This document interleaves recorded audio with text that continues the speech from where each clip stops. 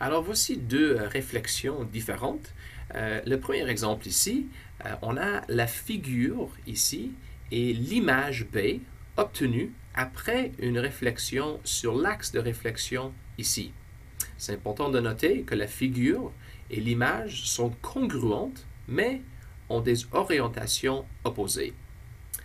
Avec l'exemple ici, c'est un peu différent. On a la figure originale ici et on a l'image C obtenue après une réflexion sur l'axe vertical ici. Et encore, la figure et l'image sont congruentes, mais ont des orientations opposées. Avec les translations, on va décrire le mouvement vers la droite, vers la gauche, vers le haut ou vers le bas. Et on va toujours commencer avec le mouvement droite ou gauche. Alors avec cet exemple, on a la figure ici et on a l'image A ici. Alors, qu'est-ce qu'on a fait pour commencer ici et pour arriver ici? On peut simplement compter les unités. Alors, 1 unité, 2 unités, 3 unités, 4 unités, 5 unités et 6 unités vers la gauche. Et avec cet exemple, il n'y a pas de mouvement vers le haut ou vers le bas. Alors, simplement 6 unités vers la gauche. Et avec cet exemple, on va décrire chaque transformation.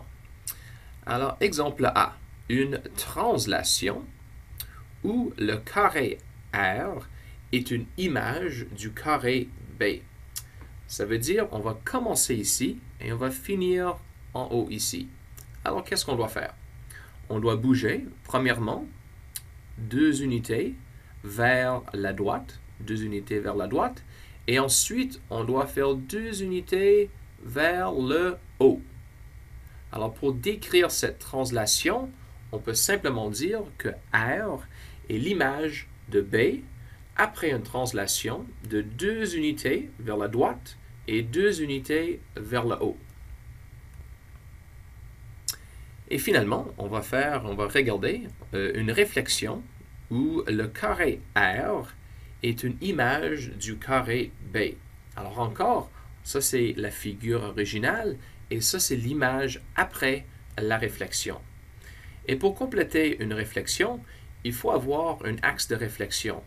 C'est possible d'avoir un axe de réflexion horizontal, vertical, mais avec cet exemple, c'est nécessaire de faire un axe de réflexion diagonal pour faire une réflexion où la figure B est l'image R.